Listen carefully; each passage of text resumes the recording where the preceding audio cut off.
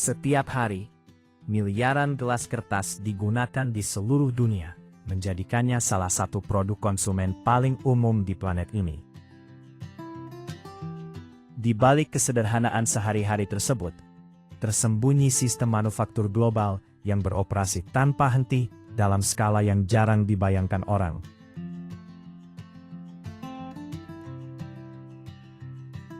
Dari serat kayu mentah hingga proses pengolahan, pembentukan, pelapisan, dan pencetakan, setiap gelas kertas membawa perjalanan industri panjang yang sebagian besar tidak pernah terlihat.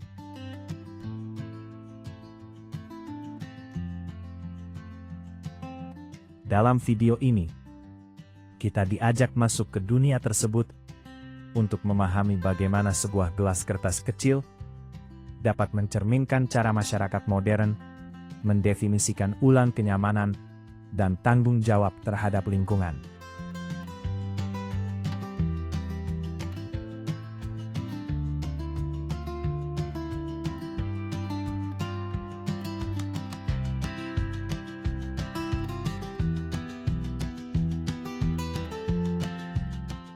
Proses pembuatan gelas kertas dimulai jauh di dalam hutan produksi yang dikelola secara khusus. Hanya pohon yang memang dibudidayakan untuk industri kertas yang dipilih untuk ditebang.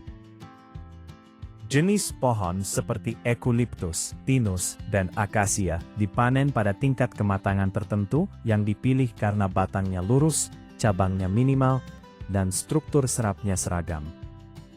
Di area perkebunan, pohon ditebang mengikuti urutan yang telah ditandai sebelumnya. Gergaji mesin industri bergetaran rendah digunakan untuk menghasilkan potongan bersih dan meminimalkan kerusakan serat. Kayu kemudian diangkut menggunakan kendaraan khusus dengan sistem penjepit aman dalam kondisi suhu dan kelembapan terkontrol guna menjaga integritas selulosa. Di area penyimpanan, batang kayu ditumpuk untuk stabilisasi material.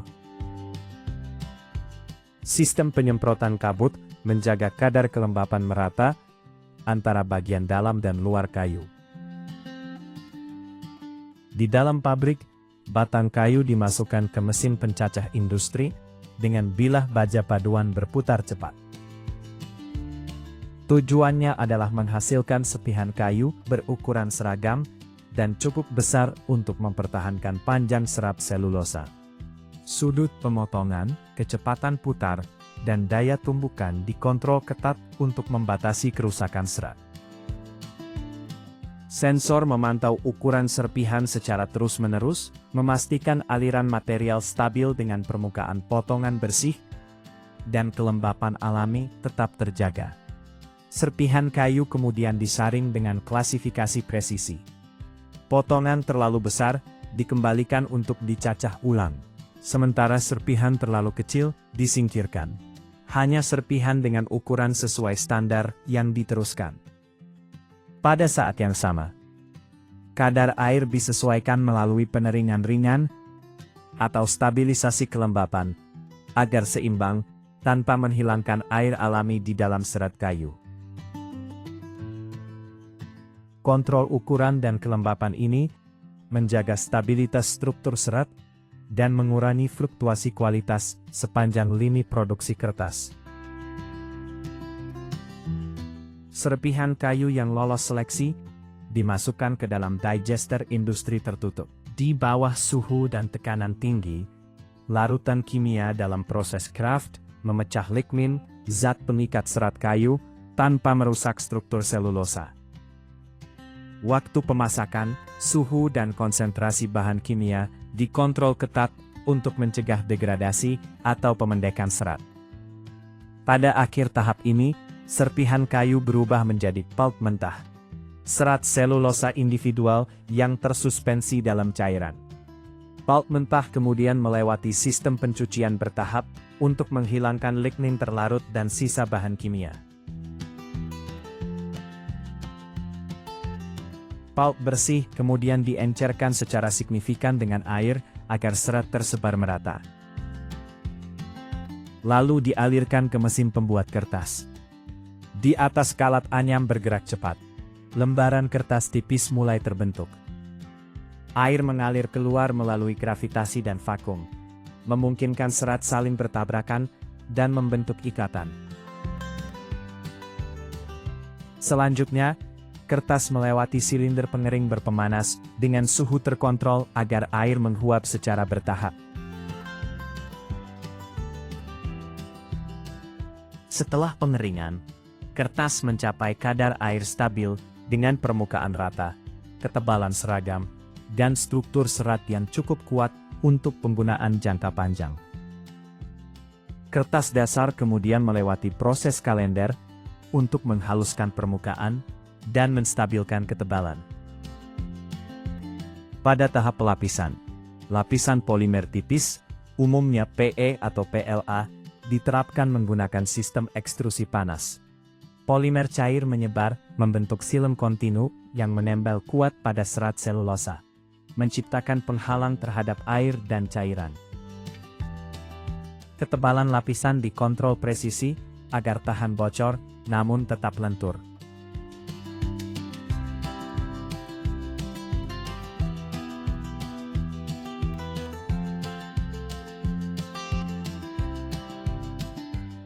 Lembaran kertas yang telah dikalender memasuki tahap pencetakan desain. Pada fase ini, kertas masih berada dalam bentuk gulungan besar dan datar, memungkinkan proses cetak berlangsung secara kontinu dengan kecepatan tinggi dan presisi yang sangat stabil. Gulungan kertas dimasukkan ke mesin cetak industri, umumnya sistem Strong Flexographic Printing, yang dipilih karena kemampuannya mencetak pada substrat kertas berlapis dengan kecepatan tinggi, konsumsi tinta efisien, dan tingkat konsistensi warna yang dapat dikontrol secara ketat.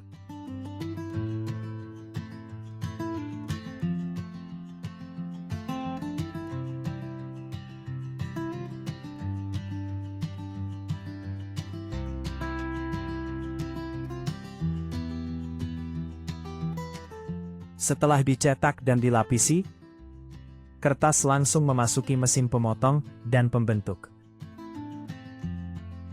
Gulungan kertas dibentangkan dengan tegangan stabil, lalu dipotong menggunakan cetakan baja presisi menjadi pola badan gelas berbentuk kipas.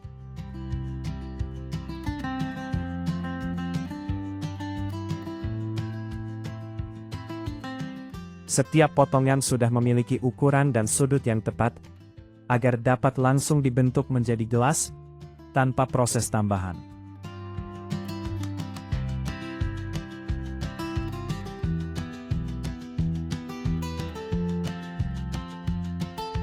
Potongan kertas kemudian ditata rapi di dalam mesin pembentuk gelas.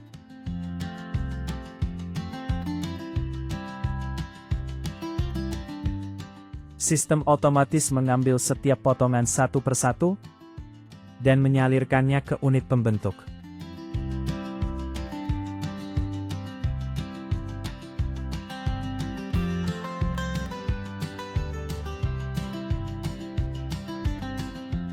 Di sini, kertas digulung secara presisi hingga membentuk silinder. Lalu sambungan sampingnya diberi perekat dan ditekan dengan panas agar menyatu kuat dan kedap cairan.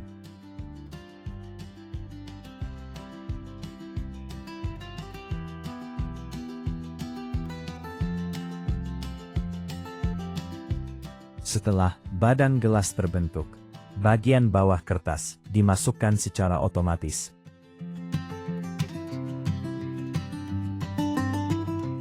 Cakram alas ditempatkan di bagian bawah silinder. Kemudian, dipanaskan dan ditekan hingga terkunci rapat, membentuk dasar gelas yang kuat dan stabil.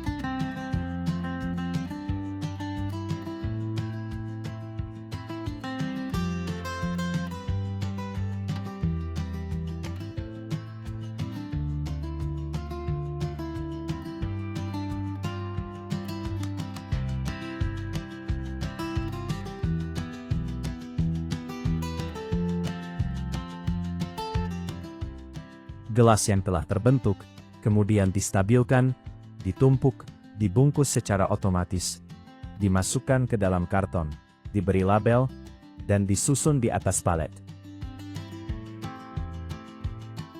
Dari sini, gelas-gelas tersebut siap dikirim ke jaringan retail, kafe, dan rantai minuman di seluruh pasar. Dari lembaran kertas datar hingga produk akhir, perjalanan sebuah gelas kertas melibatkan koordinasi presisi antara mesin, panas, dan otomasi. Di balik benda sederhana ini, tersembunyi sistem rekayasa kompleks yang memastikan kekuatan, ketahanan bocor, dan kecepatan produksi dalam skala industri masif.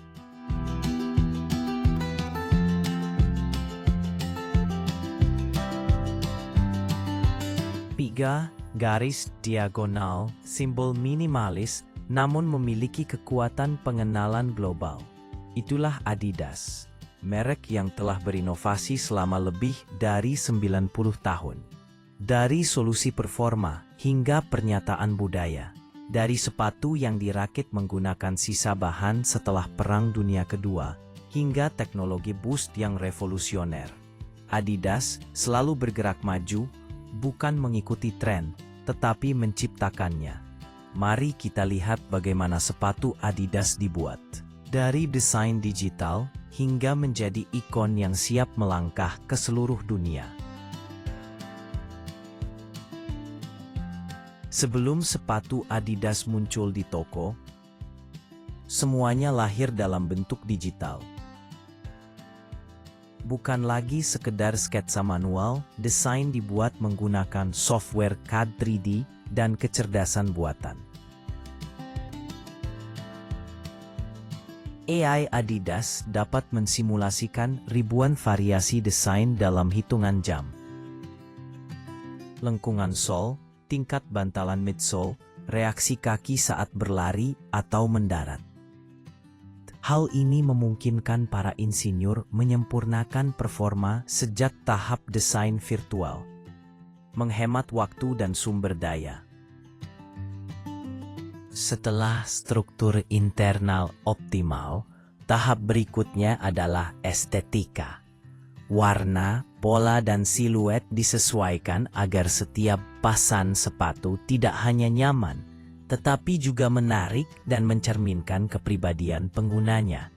Sole boost mungkin terlihat seperti busa putih bertekstur bintik, tapi sebenarnya terdiri dari ribuan pelet plastik kecil, kapsul energi mini. Saat terkena uap bertekanan tinggi, pelet ini mengembang dan menyatu menjadi bantalan super lentur yang hampir tidak bisa dipadatkan. Teknologi ini awalnya dibuat untuk industri otomotif, tetapi Adidas mengadaptasinya untuk kebutuhan tubuh yang bergerak. Hasilnya, langkah yang terasa seperti ada pegas tersembunyi di bawah kaki.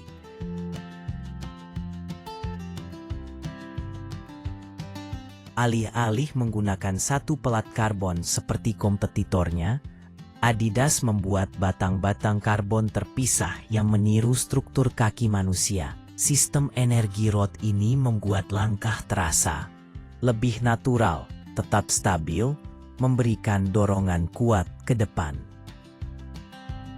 Material tanpa jahitan yang membungkus kaki seperti kulit kedua. Seratnya tidak berasal dari bahan sintetis baru, tetapi dari limbah plastik laut, potongan busa, jaring ikan bekas, nilon bekas. Melalui kerjasama dengan Parley for the Oceans, Adidas mengumpulkan botol plastik PET, jaring ikan, limbah nilon.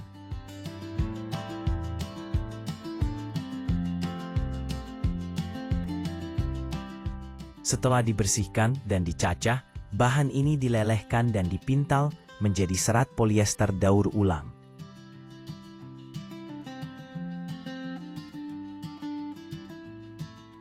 Pengguna juga dapat mengembalikan sepatu lama untuk diolah kembali. Proses ini mengurangi penggunaan air dan emisi karbon dioksida hingga 50%. Adidas bahkan sedang mengembangkan sepatu yang 100% dapat didaur ulang, termasuk sol dan lemnya, agar satu sepatu dapat menjadi bahan baku sepatu berikutnya. Setelah limbah plastik dibersihkan, material itu dicacah menjadi serpihan kecil, dilelehkan, lalu dipintal melalui nozzle bertekanan tinggi, hingga berubah menjadi serat halus.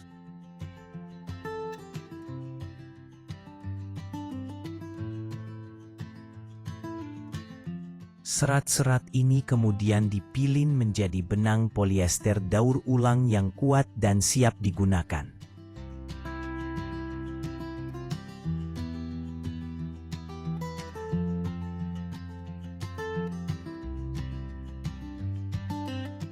Dalam proses digital knitting, area sepatu diprogram agar dapat meregang, menopang, atau memberi ventilasi sesuai kebutuhan.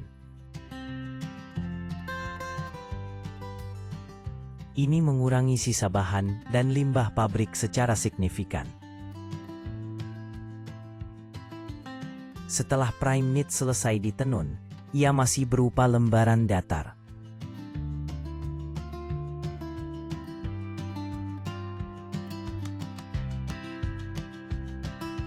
Setelah prime knit selesai ditenun dan masih berupa lembaran datar, mesin pemotong presisi memetakan pola setiap bagian sepatu.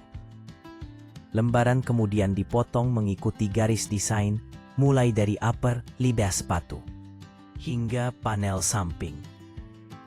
Setiap potongan dirapikan, disortir, lalu dijahit dan dirangkai menjadi bentuk upper 3T yang siap dipasang ke soh.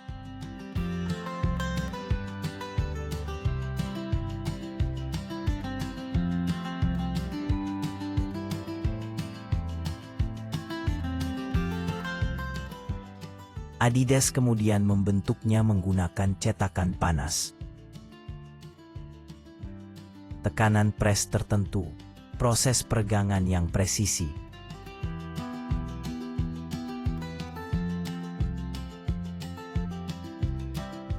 Pemanasan harus cukup untuk melenturkan serat tanpa merusak elastisitasnya. Setelah beberapa menit, bahan akan mengingat bentuk cetakan dan berubah menjadi struktur 3T yang siap dirakit.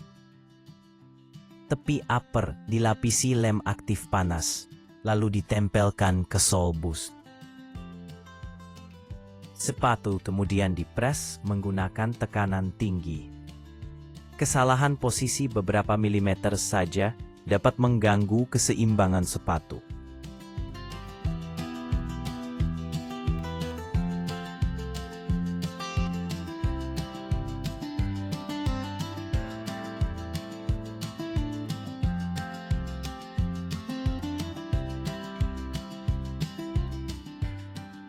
Setelah itu, outsole karet ditempelkan.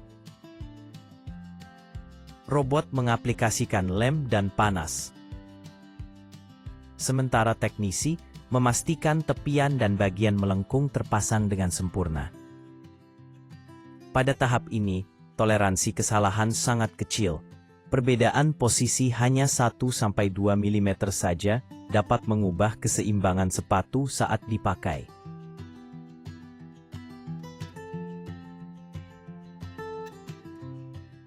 Karena itu, kamera vision system memindai titik-titik referensi di tepi sepatu untuk memastikan alignment benar sebelum penekanan dimulai.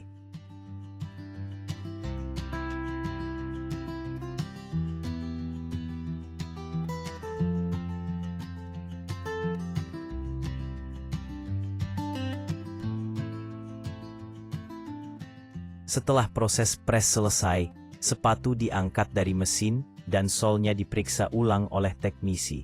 Mereka memastikan tidak ada bagian sol yang melengkung, tidak rata, atau kelebihan lem di area kritis. Barulah sepatu melanjutkan ke tahap pemeriksaan kualitas yang lebih cepat. Sepatu diperiksa menggunakan cahaya kuat, scanner sensor, Perbandingan digital dengan model referensi. Penyimpangan kecil seperti lem berlebih atau logo tidak presisi langsung disingkirkan.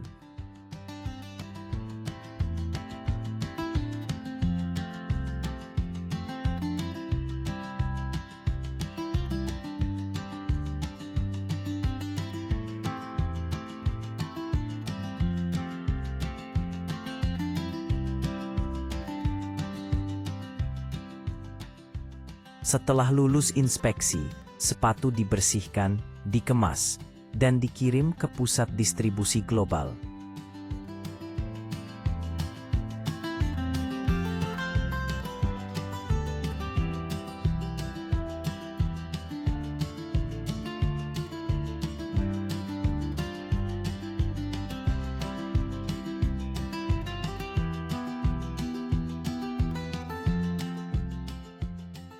Tidak lama lagi, langit akan menyala menyambut tahun 2026. Dan jutaan kembang api yang sedang dipersiapkan sekarang akan menyalakan momen itu. Pernahkah kamu bertanya-tanya berapa banyak langkah rumit yang diperlukan untuk menciptakan ledakan cahaya yang hanya berlangsung beberapa detik? Di balik setiap semburan cahaya, terdapat perjalanan panjang penuh keterampilan. Dari ruang pencampuran bahan kimia dan lini pembentukan star, hingga area perakitan yang dikendalikan dengan ketat.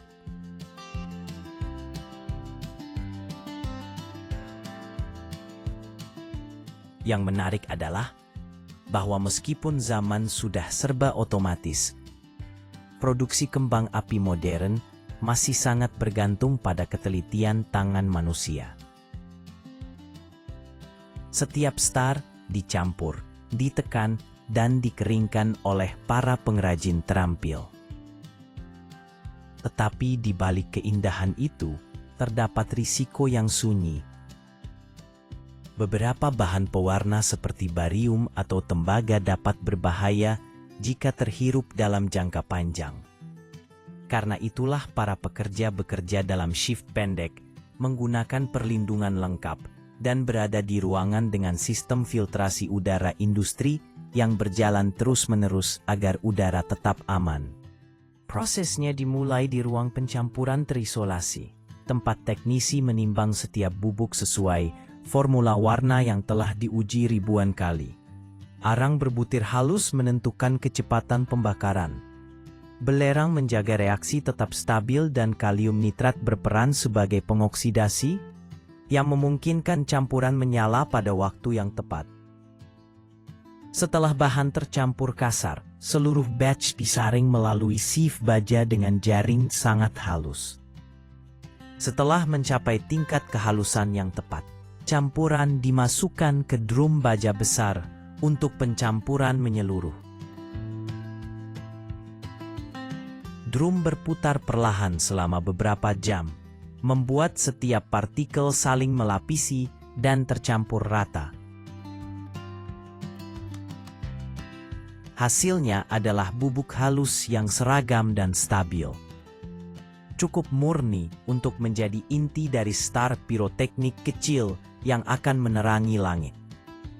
Setelah campuran bubuk selesai, bahan dipindahkan ke area pengepresan, tempat mesin hidrolik khusus menekannya menjadi pelet silinder mentah. Teknisi memasukkan bubuk ke cetakan logam multi-ruang. Setiap ruang membentuk pelet yang lebih besar dari ukuran star akhir. Tekanan diterapkan selama 3-5 detik, memastikan setiap pelet mencapai kerapatan stabil, tidak terlalu berpori dan tidak terlalu keras. Ketika siklus pengepresan selesai, cetakan dibuka dan terlihat deretan pelet berwarna gelap. Para pekerja memiringkan cetakan dengan hati-hati agar pelet meluncur ke nampan kayu berlapis kertas antistatis. Nampan ini kemudian disusun dalam rak bersusun di ruang dengan suhu dan kelembapan terkontrol, menunggu tahap pelapisan dan pembulatan. Setelah pelet mentah terbentuk, mereka dipindahkan ke drum berputar untuk menstabilkan permukaan, meningkatkan daya tahan, dan memastikan laju pembakaran yang seragam. Drum biasanya terbuat dari baja anti karat dan diposisikan pada sudut 30 hingga 45 derajat. Ketika drum berputar, teknisi menyemprotkan larutan pengikat tipis atau menambahkan bubuk kering tambahan sesuai kebutuhan. Jika ukuran star perlu ditingkatkan, pekerja bergantian antara menyemprot pengikat dan menambahkan bubuk, sedikit demi sedikit. Proses ini dapat berlangsung dari sekitar 30 menit hingga beberapa jam, tergantung ukuran dan ketebalan lapisan yang dibutuhkan.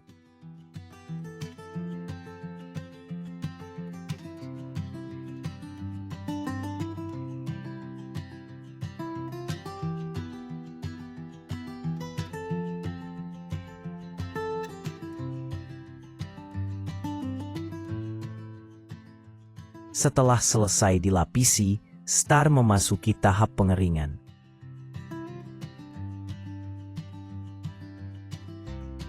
Teknisi menyebarkannya dalam lapisan tipis di atas nampan lebar agar setiap potong mendapat ruang cukup. Pengeringan dapat dilakukan di ruangan bersuhu dan kelembapan terkontrol atau di luar ruangan di bawah sinar matahari.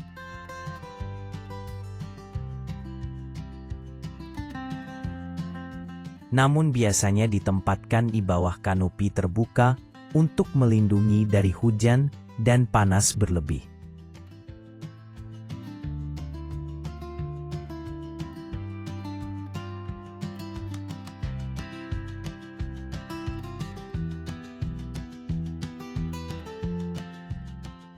Di pabrik modern, pengeringan dilakukan di dalam ruangan pada suhu sekitar 25 hingga 30 derajat Celcius dengan kelembapan stabil agar lapisan pengikat mengering perlahan.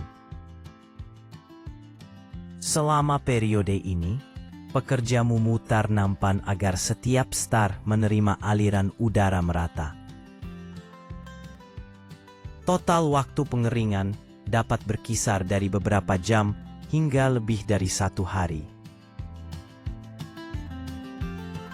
Tahap berikutnya membagi jalur produksi menjadi 2, kembang api tipe tabung dan aerial shell. Pertama, mari lihat perakitan kembang api tipe tabung. Setelah star benar-benar kering, teknisi memuatnya ke dalam tabung kembang api. Biasanya terbuat dari lapisan kertas kraft atau material komposit. Tabung menentukan bagaimana efek visual muncul. Jumlah star di dalamnya mengikuti formula tertentu. Sedikit star menghasilkan 1 garis cahaya, sedangkan jumlah lebih banyak menghasilkan semburan yang lebih padat. Setelah semuanya berada pada posisi yang tepat, teknisi menambahkan muatan pendorong berupa bubuk hitam berbutir kasar. Jumlahnya harus tepat karena sedikit saja kelebihan atau kekurangan dapat memengaruhi tinggi luncuran. Bubuk dipadatkan menggunakan alat khusus tanpa merusak star di atasnya.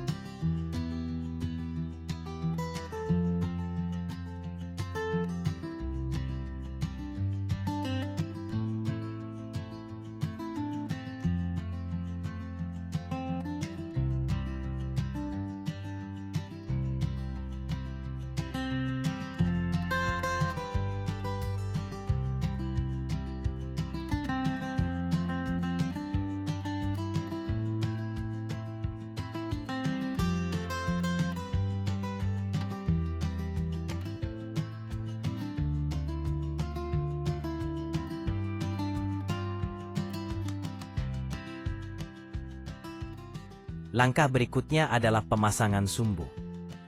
Ada sumbu lambat untuk penundaan dan sumbu cepat untuk tembakan beruntun. Sumbu dimasukkan ke mulut tabung dan dipasangkan menggunakan kertas kraft atau perekat. Lalu tabung ditutup dengan penutup kertas atau plastik tipis.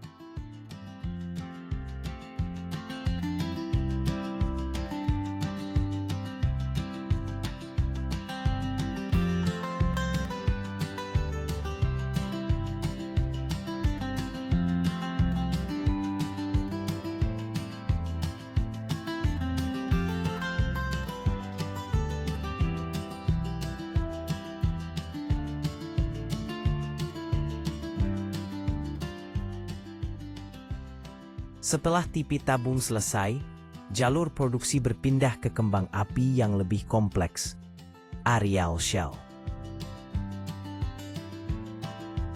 Cangkang bulat ini terdiri dari dua belahan kertas yang dicetak menjadi bentuk hemisfer. Star yang sudah dikeringkan disortir berdasarkan ukuran, lalu disusun melingkar di sekitar sumbu waktu.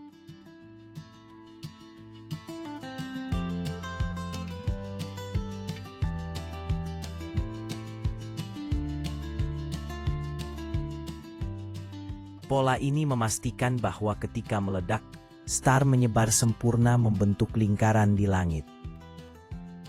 Setelah penempatan star selesai, teknisi menyiapkan lapisan inti, burst charge.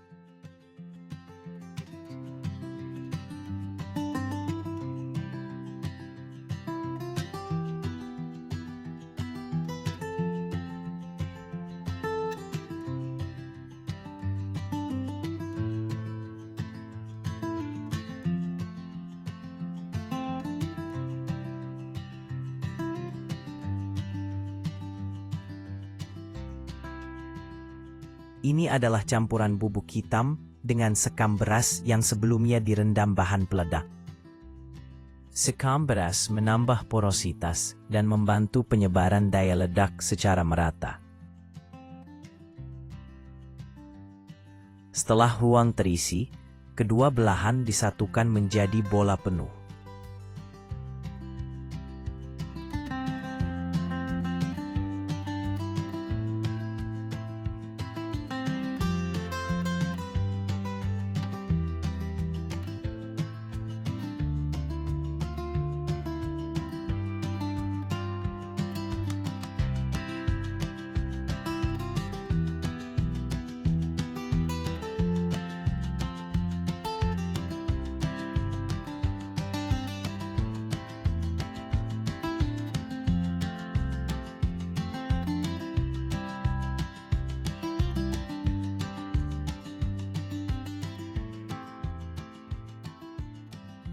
Sumbu diperkuat, kemudian seluruh sambungan diperkuat dengan lapisan kertas berulang.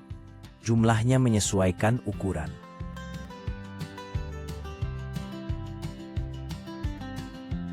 Untuk cangkang 8 cm, hanya beberapa lapis. Tetapi untuk 15 hingga 20 cm dibutuhkan banyak lapisan.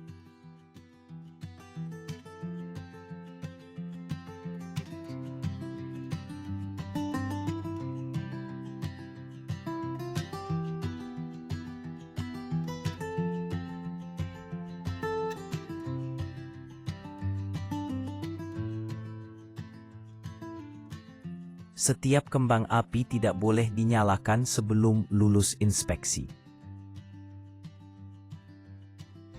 Di area pemeriksaan, teknisi mengukur berat, ketebalan lapisan kertas, kekedapan udara, kondisi sumbu, dan letak muatan pendorong.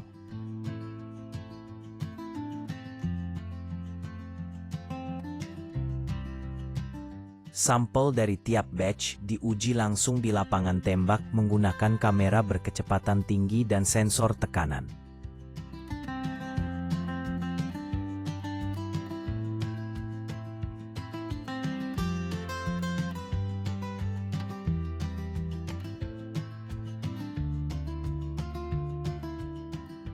Setelah semua standar terpenuhi, kembang api dikemas menurut ukuran, tipe efek, dan nomor batch.